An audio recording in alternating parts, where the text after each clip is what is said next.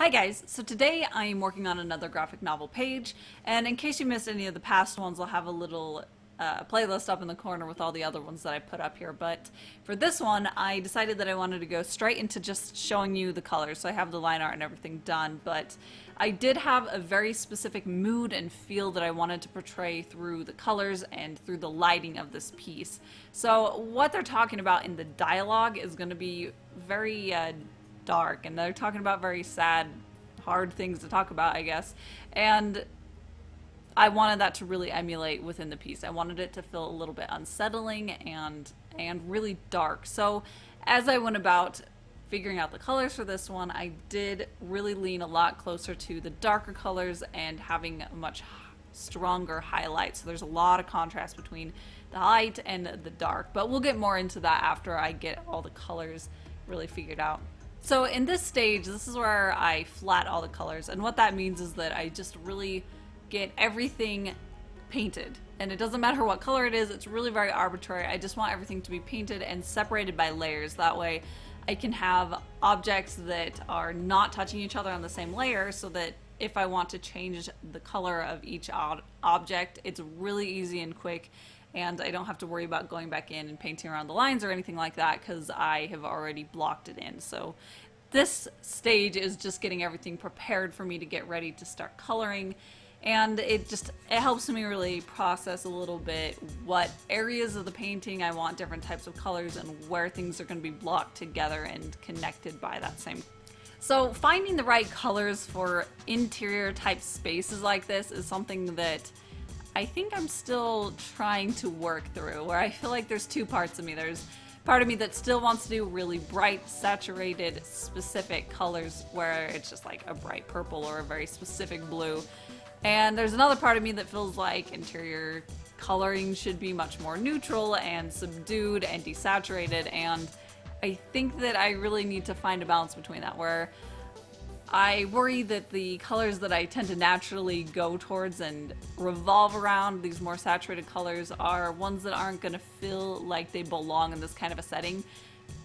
But I think that there's definitely a lot more play than I think I'm letting myself realize, at least at the beginning. So I think that that's something that I'll definitely work on, is trying to get more at home with figuring out the types of colors that I want to use in an interior type area like this, so it can feel grounded and real, but still feel like a piece of art that I created. So that's kind of my struggle with this one, where I'm really just trying to balance those two out, between creating a realistic space and also a color palette that is really specific to me.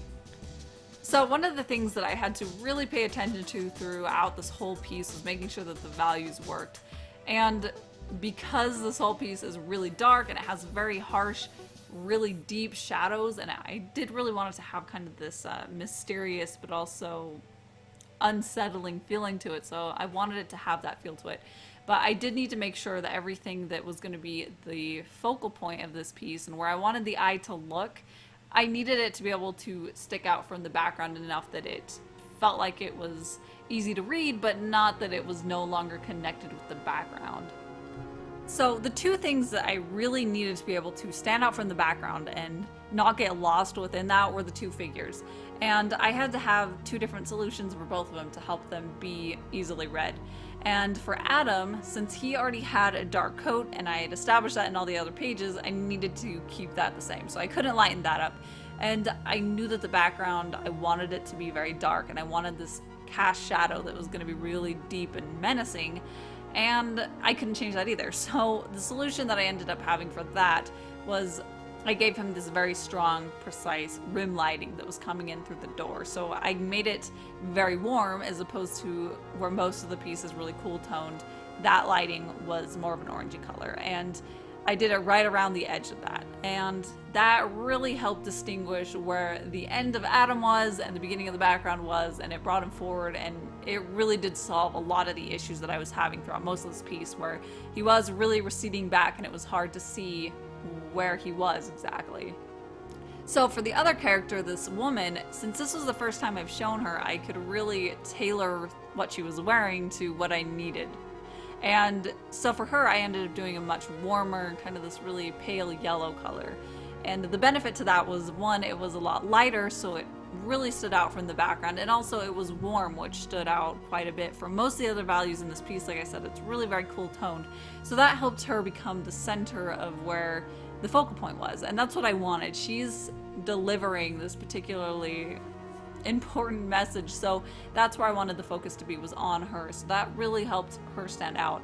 And I also made sure that the background behind her was darker, and in this area it's a little bit lighter than most of the other pieces, so because it's a little bit darker, it still has that feel, but it helps her stand out enough that it reads a lot better.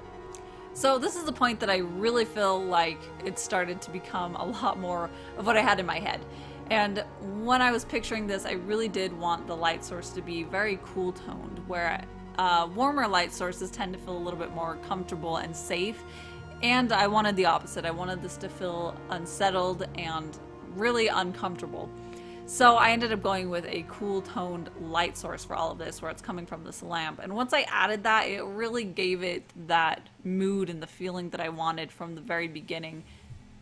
So at this point, this is really where I edit the piece a lot. I do a lot of fine tuning to the lighting and the shadows and the values of everything. So it ended up spending a lot of time where I was just making these very minute changes to everything.